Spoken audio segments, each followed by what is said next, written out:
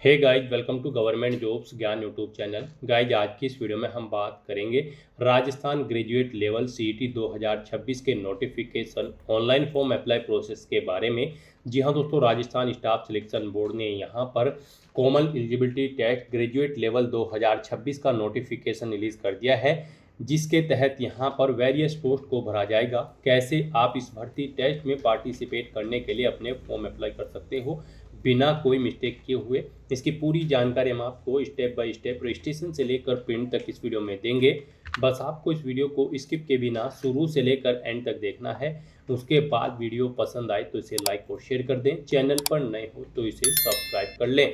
साथ ही साथ आपको अपना फॉर्म अप्लाई करते हुए जो जो भी प्रॉब्लम फेस हो रही होगी, उन सभी का हल भी आपको इस वीडियो में मिल जाएगा। तो बिना कोई वक्त गंवाए चलिए शुरू करते हैं। आपको इस वीडियो की डिस्क्रिप्शन बॉक्स में हमारी वेबसाइट ind-sarkari-naukri.in के इस पेज का लिंक मिल जाएगा। यहाँ पर आपको इस भर्ती के रिगार्डिंग सभी डिटेल्स प्रोवाइड कर दी गई है। Rajasthan staff selection board RSSB ने common eligibility test graduate level 2026 का नोटिफिकेशन रिलीज कर दिया है, जिसके तहत यहाँ पर पोस्ट भरी जाएंगी प्लाटून कमांडर की, पटवारी की, असिस्टेंट अकाउंटेंट, तहसील राजस्व accountant, supervisor women empowerment, supervisor, deputy jailer, postal superintendent grade second, patwari, ग्राम विकास अधिकारी, hotel superintendent male female grade second के खाली पदों को यहाँ पर इस टेस्ट के अंतर्गत भरा जाएगा। आप 4 जुलाई 2026 से 2 अगस्त 2026 तक अपने फॉर्म अप्लाई कर सकते हो। ग्रेजुएट डिग्री धारक कैंडिडेट एलिजिबल हैं, अप्लाई कर सकते हैं जिन्होंने अपनी ग्रेजुएशन किसी भी स्ट्रीम के अंतर्गत किसी वेल रिकॉग्नाइज्ड यूनिवर्सिटी से पास आउट कर रखी है, वे कैंडिडेट एलिजिबल हैं, अप्लाई कर सकते हैं। एग्जाम आपका 1 से 3 दिसंबर 2026 के बीच में कंडक्ट होगा। 18 से 40 साल आपकी आयु सीमा रखी गई है। जनरल ओबीसी के लिए 600 रुपये फीस है। SC ST EWS PWD OBC NCL candidate के लिए 400 रुपये फीस है, जो कि आप ऑनलाइन मोड से जमा करा सकते हो। यहाँ पर आप ऑल इंडिया से ऑनलाइन मोड में अप्लाई कर सकते हो। उसके लिए आपको इस पेज को नीचे स्क्रॉल करना है, इंपॉर्टेंट लिंक सेक्शन में आना है, ऑफिशियल नोटिफिकेशन PDF लिंक पर क्लिक करके इस भर्ती के नोटिफिकेशन को ओपन कर लेना है और इसमें से आपको पूरी डिटेल रीड कर लेनी है। यहाँ पर आपको सभी डिटेल्स प्रोवाइड कर दी गई है, जैसे कि क्या टेस्ट का नाम है, क्या पोस्ट के नाम है जिनके लिए यहाँ पर यह भर्ती होने जा रही है, कैसे आप अप्लाई कर सकते हो, कब से कब तक आप अप्लाई कर सकते हो, क्या आपका एलिजिबिलिटी क्राइटेरिया होना चाहिए। पूरी जानकारी यहाँ पर आपको इस नोटिफिकेशन में दे दी गई है। आप सभी डिटेल्स यहाँ से रीड करें, उसके बाद अपने फॉर्म अप्लाई कर लें। फॉर्म अप्लाई करने के लिए भी आपको हमारी वेबसाइट के इसी पेज पर ही अप्लाई ऑनलाइन का लिंक दिया गया है। जैसे ही आप इस लिंक पर क्लिक करेंगे, आपके सामने राजस्थान सिंगल साइन ऑन का ये पोर्टल ओपन होगा। गाइड, यहाँ पर अगर आपने पहले से रजिस्ट्रेशन कर रखा है तो आपको यहाँ पर अपनी SSO ID या फिर यूजर नेम एंटर करना है, अपना पासवर्ड आपको एंटर करना है, ये कैप्चा कोड आपको यहाँ पर एंटर करना है और उसके बाद फिर आपको यहाँ पर लॉगिन की स्टेप पर क्लिक करते हुए लॉगिन करके अपना फॉर्म अप्लाई कर लेना है। और अगर आप इस भर्ती के लिए फर्स्ट टाइम अप्लाई करने जा रहे हो तो सबसे पहले यहाँ पर आपको अपना रजिस्ट्रेशन करना होगा। उसके लिए आपको यहाँ पर रजिस्ट्रेशन की टैब दी गई है, आप इस पर क्लिक करें और अपनी बेसिक इन्फॉर्मेशन प्रोवाइड करते हुए यहाँ पर आप अपना रजिस्ट्रेशन कर ले। गाइड, यहाँ पर आप राजस्थान सिंगल साइन ऑन के पोर्टल पर कैसे अपना वन टाइम रजिस्ट्रेशन करोगे, इसके लिए आपको इस वीडियो के डिस्क्रिप्शन बॉक्स में हमारी दूसरी वीडियो का लिंक दिया गया है, जिस पर आपको स्टेप बाय स्टेप समझाया गया है कि कैसे आप राजस्थान सिंगल साइन ऑन के पोर्टल पर अपना OTR कर सकते हो। तो आप उस वीडियो को ओपन कर ले, उसमें से रजिस्ट्रेशन का कंप्लीट प्रोसेस चेकआउट कर ले और अपना रजिस्ट्रेशन करने के बाद फिर आप यहाँ पर लॉगिन करें। लॉगिन करने के लिए आप अपनी SSO ID और यूजर नेम एंटर करेंगे, जो आपको रजिस्ट्रेशन के बाद प्रोवाइड कराया जाएगा। अपना पासवर्ड एंटर करेंगे, एक कैप्चा कोड यहाँ पर एंटर करेंगे और लॉगिन की स्टेप पर क्लिक करते हुए आप अपने डैशबोर्ड में लॉगिन करेंगे। लॉगिन करने के बाद आपके सामने कुछ इस तरह से इंटरफेस ओपन होगा। अब यहाँ पर आने के बाद आपको रिक्रूटमेंट पोर्टल के इस ऑप्शन पर क्लिक करना है। फिर यहाँ पर आपको आपके डैशबोर्ड में ऑन गोइंग रिक्रूटमेंट सेक्शन में आना है। यहाँ पर आने के बाद गाइज आपको common eligibility test graduate level 2026 का ये ऑप्शन देखने को मिल जाएगा। इस टेस्ट पर अप्लाई करने के लिए अब आपको यहाँ पर अप्लाई नाउ के इस टैब पर क्लिक करना है। फिर आपके सामने कुछ इस तरह से इंटरफेस ओपन होगा। उसके बाद गाइज आपको एक बार फिर से common eligibility test graduate level के इस ऑप्शन पर क्लिक करना है और उसके बाद यहाँ पर आपके सामने कुछ इस तरह से इंटरफेस ओपन हो जाएगा। यहाँ पर आपका एप्लीकेशन फॉर्म स्टार्ट हो चुका है। कुछ चीज़ें यहाँ पर आपको ऑटोमेटिकली फिल मिल गई है, जो आपके रजिस्ट्रेशन टाइम पे आपने प्रोवाइड कराई थी, वो यहाँ पर आपको कुछ चीज़ें ऑटोमेटिकली फिल मिल गई है। अब यहाँ पर आने के बाद बस आपको अपनी माता का नाम यहाँ पर एंटर करना है, फिर यहाँ पर आपको अपनी श्रेणी सेलेक्ट कर लेनी है, आप किस श्रेणी से बिलोंग करते हैं। राजस्थान स्टेट से अलग कैंडिडेट अगर अप्लाई करते हैं तो केवल जनरल कैटेगरी कैंडिडेट अप्लाई कर सकते हैं। फिर यहाँ पर अगर आप विशेष दिव्यांगजन श्रेणी के अंतर्गत आते हैं तो यहाँ पर आप ऑप्शन सिलेक्ट करें किस दिव्यांगजन श्रेणी के अंतर्गत आप आते हैं। नहीं आते हैं तो यहाँ पर आप नॉट एप्लीकेबल ऑप्शन सिलेक्ट कर लें। उसके बाद यहाँ पर आपको उप विशेष दिव्यांगजन श्रेणी सिलेक्ट करनी है अगर आप दिव्यांगजन श्रेणी के अंतर्गत आते हो। उसके बाद यहाँ पर आपको अपनी श्रेणी का प्रमाण पत्र संख्या देनी होगी और फिर आपको बताना होगा कि क्या आपको स्रोत लेखक की आवश्यकता है। अगर है तो यहाँ पर आप स्वयं उसकी प्रबंध करेंगे या फिर विभाग को उसका प्रबंध करना है, यहाँ पर आपको ऑप्शन मिल जाएगा। और गाइस अगर आप यहाँ पर विशेष दिव्यांगजन श्रेणी के अंतर्गत नहीं आते हो तो फिर आगे के ये ऑप्शन आपको यहाँ पर डिसेबल्ड कर दिए जाएंगे। उसके बाद यहाँ पर आपको अपना रिलीजन सिलेक्ट करना है, अपनी वैवाहिक स्थिति मैरिटल स्टेटस आपको बताना है, आप मैरिड हो या फिर अनमैरिड हो या फिर डाइवोर्स हो, आप अपने अकॉर्डिंग ऑप्शन सिलेक्ट करें। उसके बाद यहाँ पर अगर आप मैरिड हो तो यहाँ पर आपको अपने जीवित बालक की संख्या देनी है और आपको यहाँ पर आपका मोबाइल नंबर ऑटोमेटिकली फिर मिल जाएगा। अपना व्हाट्सएप मोबाइल नंबर देना चाहते हैं तो वो यहाँ पर आप दे सकते हैं। आपके पास जन आधार आईडी है तो वो आप यहाँ पर एंटर कर सकते हैं, नहीं है तो इस कॉलम को आप खाली छोड़ दें। गाइस यहाँ पर जिन कॉलम के सामने रेड कलर का स्टार बना हुआ है उनमें आपको डिटेल्स देनी मस्ट है और जिनमें नहीं बना हुआ है वो ऑप्शनल है, आप उनकी डिटेल चाहे तो दें चाहे या फिर न दें। यहाँ पर आप अपनी पोस्ट सेलेक्ट करें जिसके लिए आप अप्लाई करना चाहते हो। उसके बाद यहाँ पर आपको अपना कोरोस्पोंडेंस एड्रेस एंटर करना है। कोरोस्पोंडेंस एड्रेस में आपको अपना स्टेट चुनना है, अपना डिस्ट्रिक्ट चुनना है, शहर या फिर गांव का नाम देना है, अपना पिन कोड देना है, अपना फोन नंबर देना है, ये ऑप्शनल है।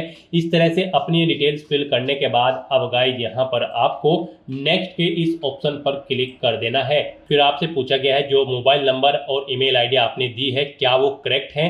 अगर करेक्ट है तो यहाँ पर आप यस के इस ऑप्शन पर क्लिक करें। बेसिक डिटेल्स प्रोवाइड करने के बाद अब आपको अपनी पर्सनल डिटेल्स यहाँ पर देनी है। सबसे पहले यहाँ पर आपको अपनी नेशनलिटी सिलेक्ट कर लेनी है, फिर यहाँ पर आपको अपना स्टेट सिलेक्ट कर लेना है, उसके बाद यहाँ पर आपको अपना डिस्ट्रिक्ट सिलेक्ट कर लेना है। फिर आपसे पूछा गया है कि क्या आप इंडिया में कहीं बाहर से सेटल्ड हुए हैं, अगर हुए हैं तो आप यहाँ पर यस करें और फिर किस देश से आप सेटल्ड हुए हैं उस देश का नाम आप यहाँ पर सिलेक्ट करें और अगर आप इंडिया से ही हैं तो यहाँ पर आपको नो ऑप्शन सिलेक्ट करना है।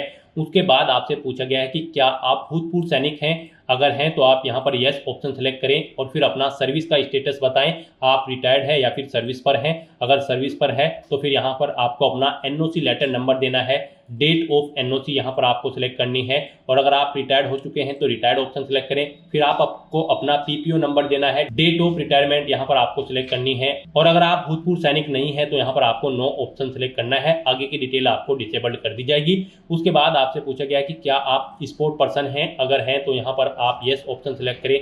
स्पोर्ट पर्सन किस टाइप से हैं आप, नेशनल या फिर इंटरनेशनल लेवल के, आप अपने अकॉर्डिंग ऑप्शन सेलेक्ट करें और अगर आप नहीं हैं स्पोर्ट पर्सन तो आपको नो ऑप्शन सेलेक्ट करना है।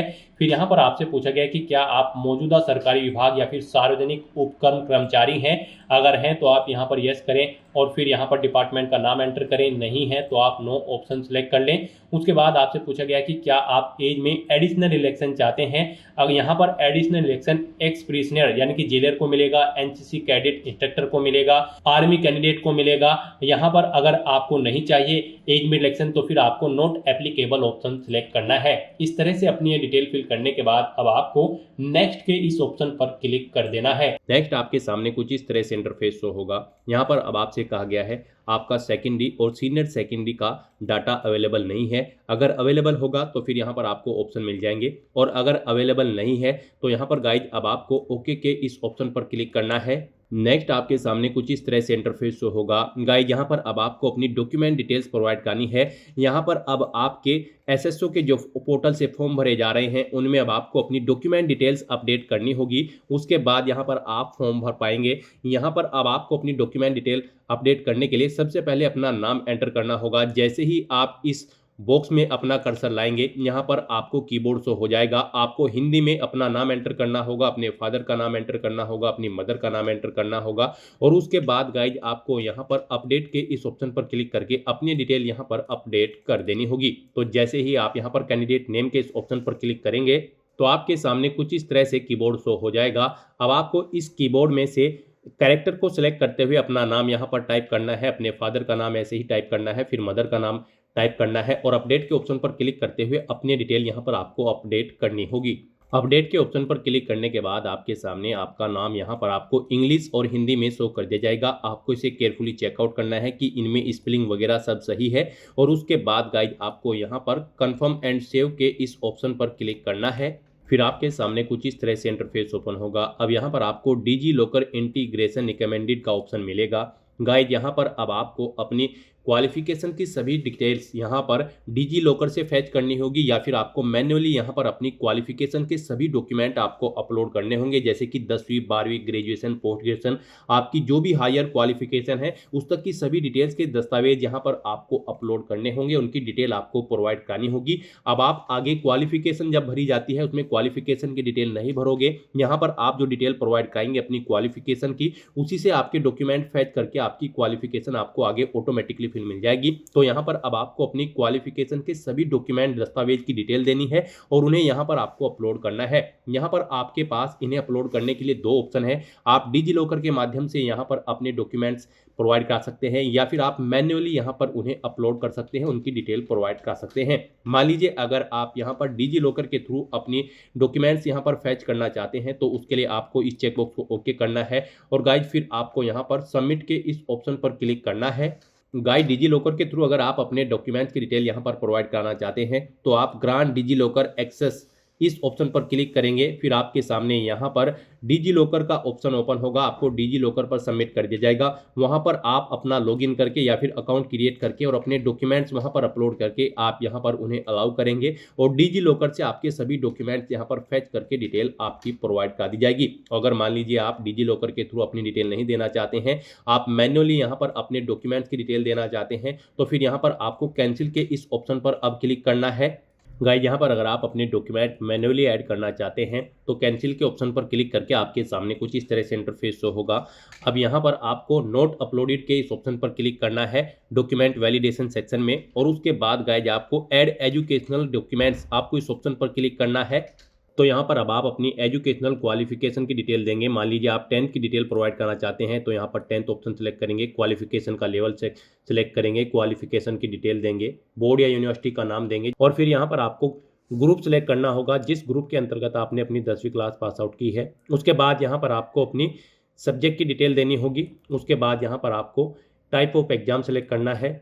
फिर यहाँ पर गाइड आपको अपने रिजल्ट की डिटेल देनी है। आपका रिजल्ट परसेंटेज में था, सीजीपीए में या फिर ग्रेड में या फिर पास या फिर फेल, आप अपने अकॉर्डिंग ऑप्शन सेलेक्ट करेंगे। परसेंटेज में अगर था तो यहाँ पर आप अपना रोल नंबर एंटर करेंगे, अपना इनरोलमेंट नंबर आप एंटर करेंगे, पासिंग ईयर सेलेक्ट करेंगे और यहाँ पर आपको मैक्सिमम मार्क्स देने हैं। फिर उनमें से कितने ऑब्टेन किए हैं वो यहाँ पर आपको देने हैं। इनके अकॉर्डिंग यहाँ पर आपकी परसेंटेज आपको शो कर दी जाएगी। नंबर ऑफ अटेम्प्ट्स में यहाँ पर आपको बताना है कितनी बार में आपने यहाँ पर अपना 10वीं क्लास पास आउट की है। फिर यहाँ पर आपको अपनी मार्कशीट अपलोड करनी है। आपको चूज फाइल के ऑप्शन पर क्लिक करना है, फाइल को सिलेक्ट कर लेना है और पीडीएफ फॉर्मेट में 400 केबी से कम साइज की फाइल यहाँ पर आपको अपनी मार्कशीट की अपलोड कर देनी है। उसके बाद आपके पास जो सर्टिफिकेट है 10वीं क्लास का वो भी आपको चूज फाइल के ऑप्शन पर क्लिक करके 400 केबी से कम पीडीएफ फॉर्मेट में यहाँ पर अपलोड कर देना है और उसके बाद आपको यहाँ पर सेव मैन्युअली के इस ऑप्शन पर क्लिक करके अपनी डिटेल यहाँ पर सेव कर देनी है। इस तरह से यहाँ पर आप अपनी 10वीं क्लास की डिटेल सेव कर सकते हो। ऐसे ही यहाँ पर आप अपनी 12वीं क्लास की, ग्रेजुएशन की, पोस्ट ग्रेजुएशन की या फिर आपके पास जो भी सर्टिफिकेट है या फिर डिप्लोमा है उसकी डिटेल यहाँ पर आपको ऐड कर देनी है। गाइस यहाँ पर आप जिस भी पोस्ट के लिए अप्लाई कर रहे हैं उस पोस्ट के लिए जो रिक्वायर्ड क्वालिफिकेशन है वो सभी यहाँ पर आपको 1 by 1 करके ऐड कर देनी है। इस तरह से यहाँ पर आपको अपनी एजुकेशनल क्वालिफिकेशन की डिटेल देनी है और अपने एजुकेशनल क्वालिफिकेशन के डॉक्यूमेंट्स यहाँ पर आपको अपलोड कर देने हैं 1 by 1 करके। गाइस यहाँ पर Rajasthan CET graduate level 2026 test में पार्टिसिपेट करने के लिए आपके पास ग्रेजुएट डिग्री होनी चाहिए किसी भी रिलीवेंट डिसिप्लिन के अंतर्गत किसी वेल रिकॉग्नाइज्ड यूनिवर्सिटी से, तो आप एलिजिबल होंगे, अप्लाई कर पाओगे। नेक्स्ट यहाँ पर आपको अपनी क्वालिफिकेशन और एक्सपीरियंस की डिटेल प्रोवाइड करनी है। गाइज आपने डॉक्यूमेंट डिटेल प्रोवाइड करते हुए अपनी क्वालिफिकेशन की डिटेल प्रोवाइड कराई थी। जो आपकी क्वालिफिकेशन है सभी क्वालिफिकेशन की डिटेल आपने उसमें प्रोवाइड कराई होगी। यहाँ पर आप जिस भी भर्ती के लिए अप्लाई कर रहे हैं उसके लिए जो क्वालिफिकेशन रिक्वायर्ड है वो आपने डॉक्यूमेंट डिटेल प्रोवाइड करते हुए प्रोवाइड कराई थी। वो सभी डिटेल्स यहाँ पर आपकी फैच कर ली गई है आपकी डॉक्यूमेंट डिटेल से यहाँ पर क्वालिफिकेशन के सेक्शन में। अब बस यहाँ पर आपको इस क्वालिफिकेशन को चेकआउट करना है, इस चेकबॉक्स को ओके करना है और गाइज आपको यहाँ पर अब नेक्स्ट के इस ऑप्शन पर क्लिक कर देना है। नेक्स्ट यहाँ पर आपको आपका फोटो और सिग्नेचर ऑलरेडी अपलोडेड मिलेंगे जो आपके OTR से फैच कर लिए गए हैं। OTR करते समय आपने अपना फोटो और सिग्नेचर जो अपलोड किए थे वो यहाँ पर आपको ऑलरेडी फेच करके शो कर दिए गए हैं। बस गाइज यहाँ पर अब आपको केवल नेक्स्ट के इस ऑप्शन पर क्लिक करना है। नेक्स्ट यहाँ पर आपको अपनी प्रेफरेंस प्रोवाइड करनी है। यहाँ पर आपको सिलेक्ट करना है आप जिस नंबर पर प्रेफरेंस देना चाहते हैं उस ऑप्शन को उस नंबर पर सिलेक्ट करें। यहाँ पर 1 बाय 1 करके आपकी प्रेफरेंस ऐड हो जाएगी। यहाँ पर आप जिस ऑप्शन को जिस नंबर पर सिलेक्ट करेंगे उस नंबर पर आपकी प्रेफरेंस यहाँ पर सेट हो जाएगी। इस तरह से अपनी प्रेफरेंस प्रोवाइड करने के बाद फिर आपको यहाँ पर नेक्स्ट के इस ऑप्शन पर क्लिक करना है। नेक्स्ट आपको आपके एप्लीकेशन फॉर्म का पूरा प्रीव्यू शो कर दिया गया है। आपको सभी डिटेल्स केयरफुली चेकआउट करनी है। पेज को नीचे स्क्रॉल डाउन करना है, डिक्लेरेशन सेक्शन में आना है, इस चेकबॉक्स को आपको ओके करना है।